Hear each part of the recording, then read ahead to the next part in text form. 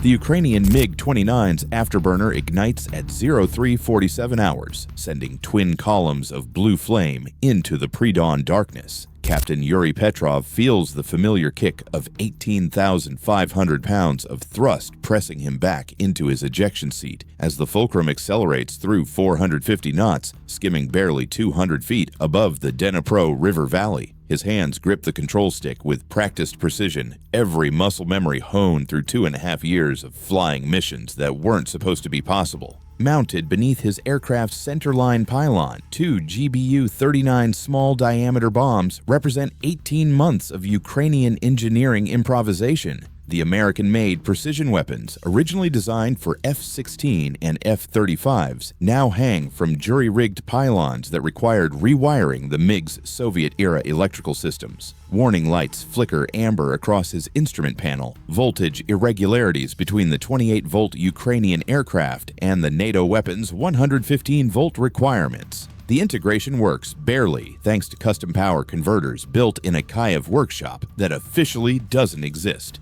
His radar warning receiver remains mercifully quiet as he follows the serpentine course programmed into his navigation system. The route exploits a critical weakness in Russian air defense geometry, the mathematical relationship between radar horizon and terrain elevation. The S-400 system positioned near Melitopol can theoretically detect targets at 400 kilometers, but physics intervenes. Radar waves travel in straight lines, and the Earth's curvature creates blind spots. Flying at 200 feet altitude, Petrov remains invisible to the S-400 surveillance radar until he reaches within 32 kilometers, a distance that shrinks to just 18 kilometers when the massive Zaporizhia hills provide additional masking. The science of radar horizon follows a precise formula. Distance equals 1.23 times the square root of antenna height, plus 1.23 times the square root of target height. For the S-400's 40-meter mast and Petrov's 60-meter altitude above sea level, the math yields 27.4 kilometers of detection range, assuming perfect atmospheric conditions that rarely exist in the electromagnetic chaos of modern warfare. Navigation demands absolute precision. His course threads between 3 overlapping S-300 sites, each capable of engaging targets within a 150-kilometer radius.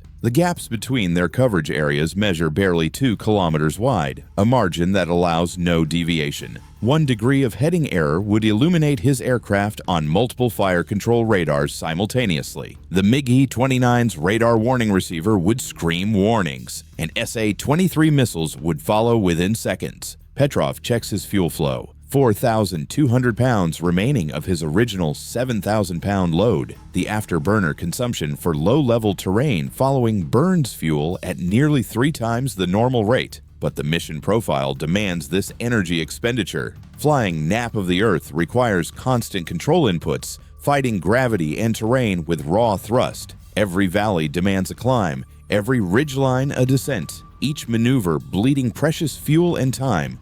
The Krasuka 4 electronic warfare system announces its presence through his navigation display. GPS signals fade to nothing as Russian jammers flood the spectrum with overwhelming interference. His inertial navigation system automatically assumes primary guidance duties, but accumulated errors now compound with each passing minute. After 47 minutes of flight time, positional uncertainty approaches 150 meters, still acceptable for visual target acquisition, but troubling for precision weapons release.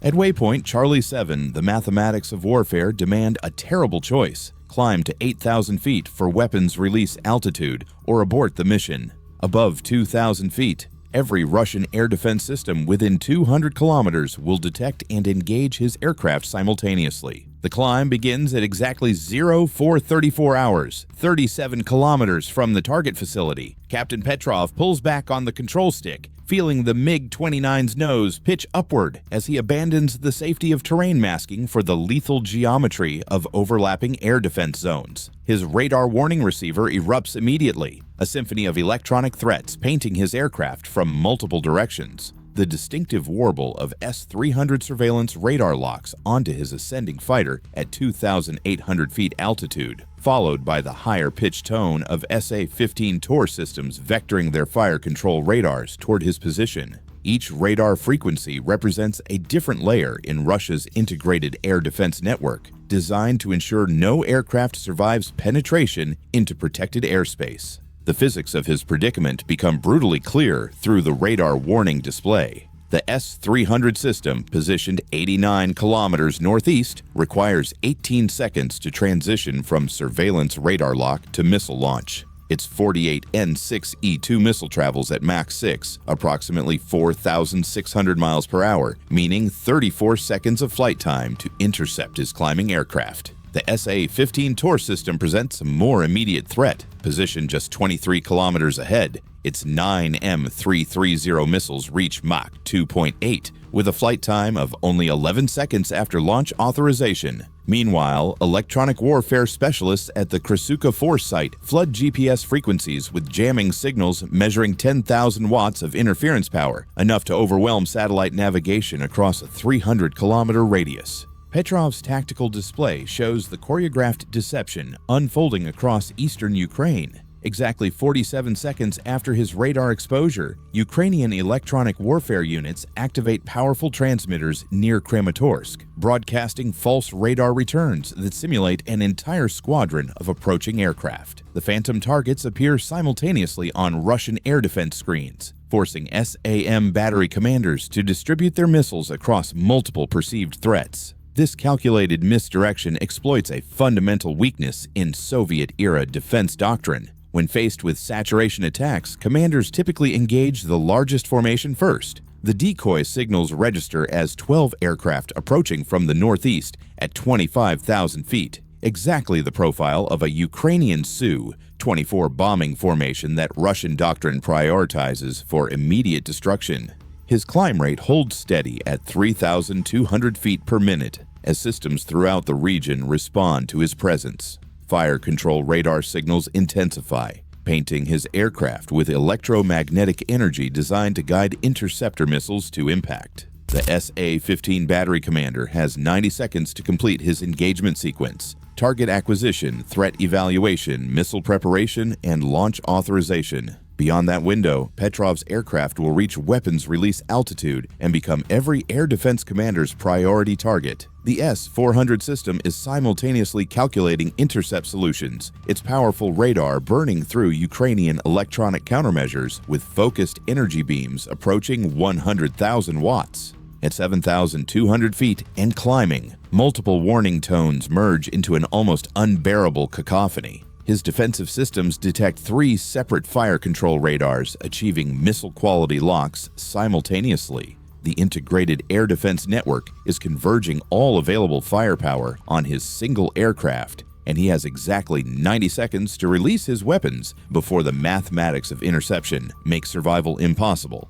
At 8,000 feet altitude and 0436 hours, Captain Petrov's targeting computer achieves final weapons solution lock. The GBU-39 small-diameter bombs guidance systems complete their pre-release initialization sequence, internal gyroscopes spinning up to 24,000 RPM, while GPS receivers attempt to acquire satellite signals through the Krasuka 4's overwhelming electromagnetic interference. His aircraft maintains exactly 420 knots airspeed, the precise velocity required for optimal weapon separation from the MiG-29's jury-rigged pylons. Below, the Russian drone production facility appears as a cluster of industrial buildings surrounded by defensive positions, exactly 89 kilometers ahead along bearing 127 degrees. The targeting solution requires mathematical perfection, accounting for wind drift at 15 knots from the northwest, atmospheric density of 0.89 kilograms per cubic meter at current altitude, and the complex ballistics of a 250-pound precision weapon traveling through contested airspace for nearly 4 minutes of flight time. The weapon's release occurs at precisely 0423 hours, triggered by Petrov's thumb depression of the red pickle button mounted on his control stick.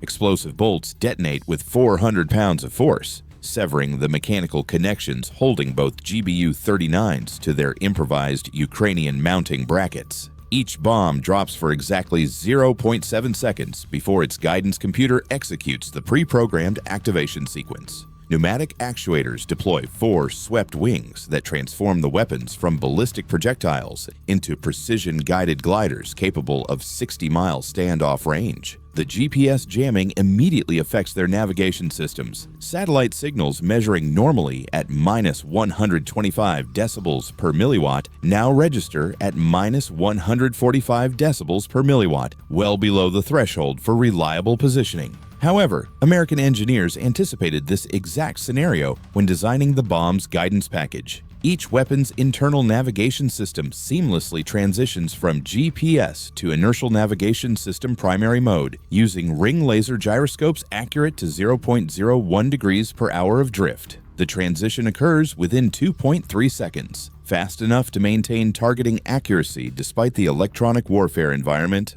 The mathematics of precision warfare now unfold across the Ukrainian countryside. Each GBU-39 follows a pre-calculated glide path that accounts for gravitational acceleration of 9.8 meters per second squared, air resistance coefficients varying with altitude, and wind vectors measured during mission planning. Their guidance computers process targeting data at 50 calculations per second, making micro-adjustments to control surface positions every 20 milliseconds. Russian electronic warfare operators detect the weapon's release through infrared sensors positioned throughout the region, designed specifically to identify the thermal signature of deploying precision munitions. The signature is unmistakable. 2 heat sources separating from the primary aircraft, each measuring 3.2 meters in length and exhibiting the distinctive wing deployment pattern of American small-diameter bombs. Within 18 seconds, targeting data streams to SA-15 batteries positioned along the weapon's projected flight path. The TOR systems can theoretically intercept small precision weapons, but their 9M330 missiles were designed for aircraft engagement, not 250-pound gliders traveling at 500 miles per hour through nap-of-the-earth flight profiles that exploit radar shadow zones created by terrain features. The mathematics favor the attackers. Each GBU-39 now flies independently toward the target, following pre-programmed waypoints stored in hardened memory cores designed to function through electromagnetic warfare that would disable lesser systems. For the next 3 minutes and 47 seconds, American engineering wages electronic warfare against Russian countermeasures across 89 kilometers of hostile territory. The first SA-15 missile launches at 0441 hours, exactly 18 seconds after weapons release. Captain Petrov sees the brilliant orange flash through his peripheral vision as the 9M330 rocket motor ignites 23 kilometers to his northeast, accelerating the 165-kilogram interceptor to Mach 2.8 within 4 seconds of launch. His radar warning receiver screams with a distinctive high-pitched tone of terminal guidance radar, indicating the missile has achieved lock-on and entered its final attack phase. Physics now determines his survival. The SA-15's closing velocity of 3,400 feet per second against his aircraft's 420-knot airspeed creates a combined approach rate exceeding half a mile per second. He has exactly 11 seconds before impact, and his only salvation lies in a violent defensive maneuver that will push the MiG-29's airframe to its structural limits. Petrov rolls inverted and pulls the control stick back with both hands, generating 8.5 G-forces that slam his body into the ejection seat while simultaneously diving toward the safety of terrain masking below. The missile's proximity fuse detonates 47 meters behind his aircraft, sending 83 pre-fragmented warhead segments through the space his MiG-19 occupied 0.3 seconds earlier. Shockwaves from the explosion buffet the fighter's control surfaces, but Petrov maintains his dive toward the deck as a second SA-15 launches from the battery position southeast of his position. Simultaneously, Russian ground controllers vector 2 Su-35 flanker interceptors toward his coordinates from their patrol station 78 kilometers away. The enemy fighters accelerate to Mach 1.6. Their AL-41F1S engines producing 31,900 pounds of thrust each as they climb to intercept altitude. Their closing rate approaches 1,800 miles per hour combined, a geometric convergence that will place them within our 77 missile range in exactly 4 minutes and 17 seconds. Petrov's fuel situation compounds his tactical problems. His remaining 2,100 pounds of JP-8 provides barely enough energy for low-level egress to friendly territory, assuming no further defensive maneuvering. Each high G turn bleeds airspeed that requires throttle advancement to recover, burning fuel at exponentially increasing rates. His escape route threads through a corridor barely 8 kilometers wide between overlapping SAM engagement zones, demanding precision flying that allows no deviation from the pre-planned track. The slightest navigation error will expose his aircraft to multiple air defense systems simultaneously, creating an engagement scenario that no pilot has ever survived. At 200 feet altitude and maximum sustainable airspeed, he races across the Ukrainian countryside while his radar warning receiver continues painting the locations of tracking radars. A third SA-15 battery achieves lock-on from his 6 o'clock position, and missile launch indicators begin flashing across his threat display. The Su-35s are now 52 kilometers away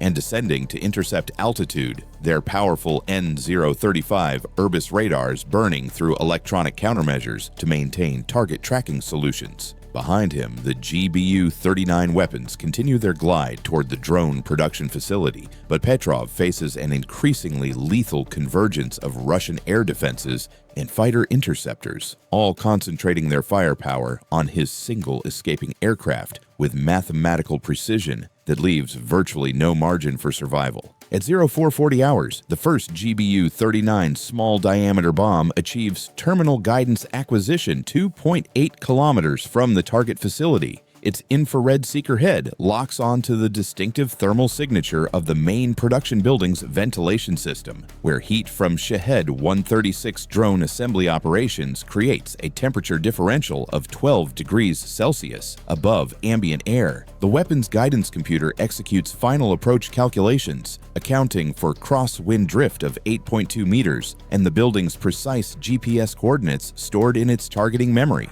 4 minutes and 47 seconds after release from Captain Petrov's MiG-29, American engineering achieves its intended purpose. The 250-pound bomb penetrates the reinforced concrete roof at exactly 1,847 feet per second, its hardened steel casing maintaining structural integrity through 3 floors of the facility, before the BLU-111/B warhead detonates with explosive force equivalent to 93 kilograms of TNT. The blast occurs precisely in the center of the primary assembly hall, where 47 Shahed-136 drones in various stages of completion occupy production stations arranged in parallel rows across 2,400 square meters of factory floor. Secondary explosions begin immediately as the initial detonation ignites stored fuel and explosive components throughout the facility. Iranian-supplied warheads containing RDX explosive compound detonate in sequence, each blast measuring between 40 and 50 kilograms of explosive equivalent.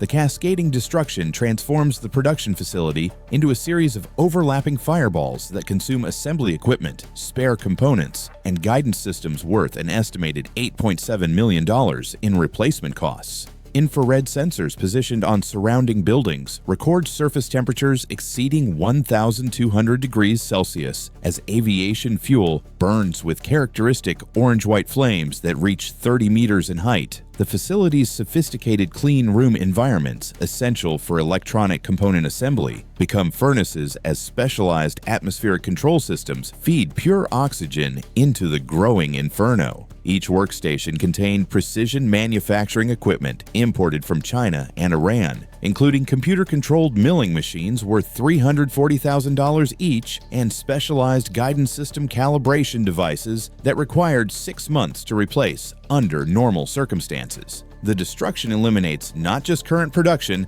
but the irreplaceable technical knowledge of the Iranian specialists who supervise the most critical assembly processes. The second GBU-39 impacts the facility's guidance systems workshop exactly 7.3 seconds later, its precision strike eliminating the specialized Iranian technicians and electronic components required for Shahed-136 navigation system production. This secondary explosion triggers a chain reaction through stored electronics inventory, destroying approximately 2,300 individual guidance computers worth $12,000 each, components that took 8 weeks to manufacture and transport from Tehran. Ukrainian intelligence estimates indicate the facility produced between 12 and 15 drones per week, each capable of striking civilian infrastructure targets up to 2,500 kilometers from launch positions. The mathematical precision of American weapons engineering has just eliminated Russian capability to produce 180 attack drones over the next 3 months, sparing countless Ukrainian civilians from the terror campaigns that have targeted hospitals, schools, and power stations throughout the conflict. Meanwhile, 89 kilometers away, Captain Petrov continues his desperate egress through increasingly hostile airspace. The Su-35 interceptors have closed to 31 kilometers and achieved missile lock with their R-77 air-to-air weapons, their radar signatures burning through Ukrainian electronic countermeasures with focused energy approaching 20,000 watts. A fourth SA-15 battery prepares to engage his aircraft from an unexpected position southwest of his planned escape route, having relocated during his weapons run to create an inescapable engagement geometry. Russian commanders now understand the devastating effectiveness of the precision strike. Satellite imagery confirms complete destruction of their most productive drone manufacturing facility, and they're willing to commit all available air defense assets to prevent the Ukrainian pilot's escape.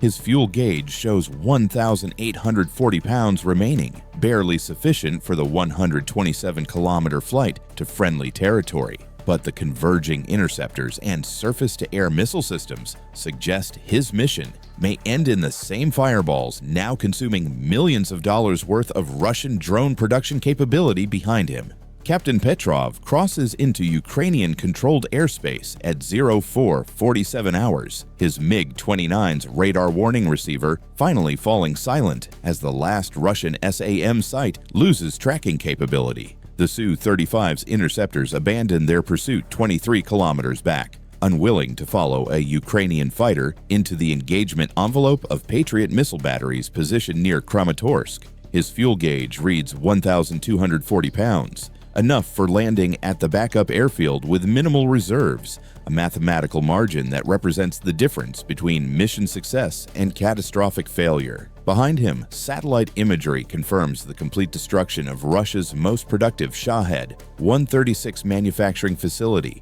eliminating drone production capacity that threatened Ukrainian civilian infrastructure across 8 oblasts. The mission validates 18 months of Ukrainian engineering improvisation, Soviet-era aircraft successfully delivering NATO precision weapons through the most sophisticated air defense network outside Moscow itself. Intelligence assessment teams analyzing real-time satellite feeds calculate the strategic impact with mathematical precision. The destroyed facility represented 23% of Russia's total drone production capability, manufacturing between 12 and 15 Shahed 136 weapons weekly using Iranian-supplied components and specialized technicians. Production restart requires minimum 8 weeks for equipment replacement, 12 weeks for clean room environment reconstruction, and potentially 6 months for specialist personnel training, assuming Iran agrees to replace the eliminated technical advisors. The cascading effects extend beyond immediate production losses. Russian commanders must now question the security of similar facilities throughout occupied territories, potentially relocating operations to less efficient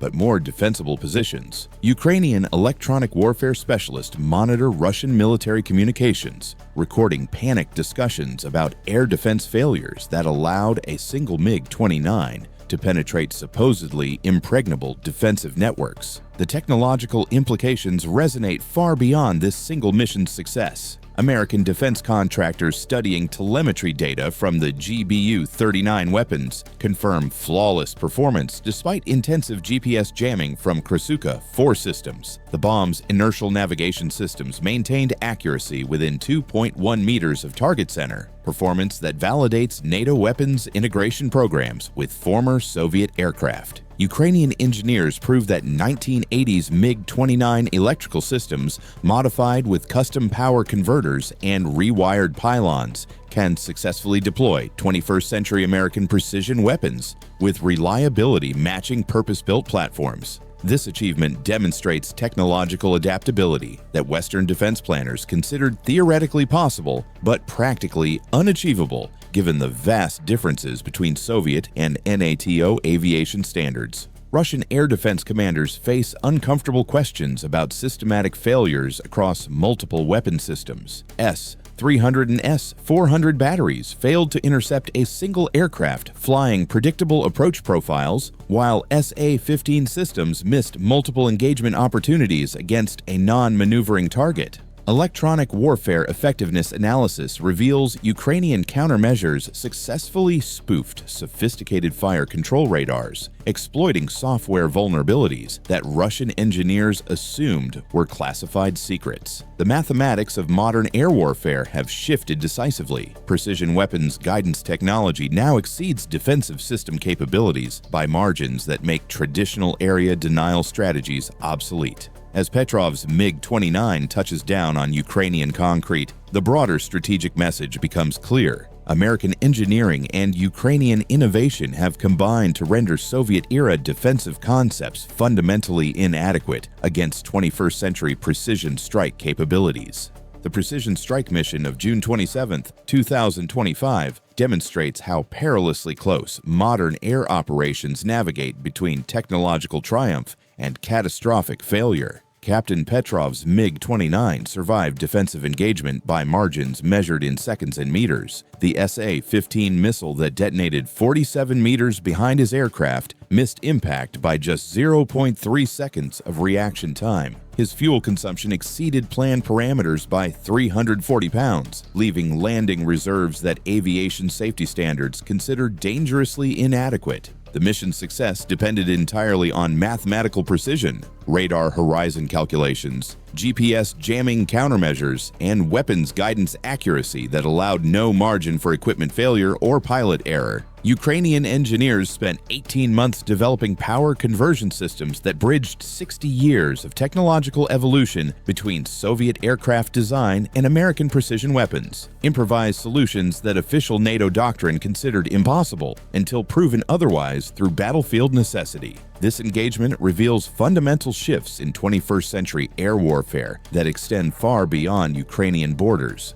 Russian air defense networks designed to defeat NATO aircraft using predictable attack profiles proved inadequate against adaptive tactics combining Soviet-era platforms with Western precision weapons. The Krasuka-4 electronic warfare system, theoretically capable of neutralizing GPS-guided munitions, failed to prevent successful target engagement when confronted with redundant American guidance technologies. Future air combat will increasingly favor precision strike capabilities over traditional air superiority fighters, as demonstrated by two 250-pound weapons eliminating strategic targets that previously required extensive bombing campaigns. Electronic warfare effectiveness now determines mission outcomes more decisively than aircraft performance characteristics, while integrated air defense systems face systematic obsolescence against weapons that cost-effectively penetrate sophisticated defensive networks. The strategic implications signal a decisive technological advantage for nations possessing advanced precision weapons and adaptive integration capabilities. Near-peer adversaries observing Ukrainian success with improvised NATO weapons integration must reconsider fundamental assumptions about defensive network effectiveness and offensive capability requirements.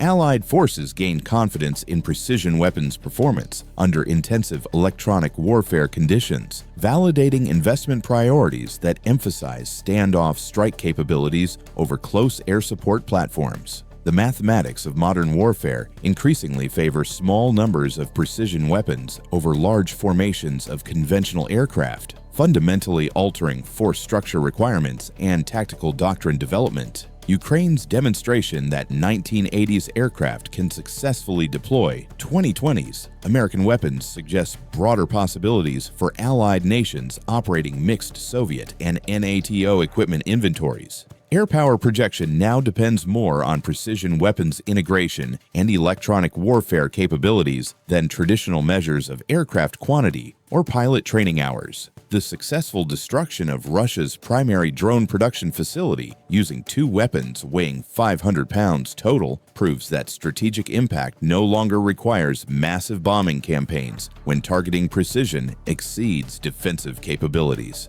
Modern air warfare has evolved beyond recognition from Cold War concepts, demanding new approaches to training, equipment procurement, and tactical planning that prioritize technological adaptation over conventional force multiplication. If you believe stories like this matter and that we must understand modern air warfare before it happens again, subscribe, like, and comment to support the channel.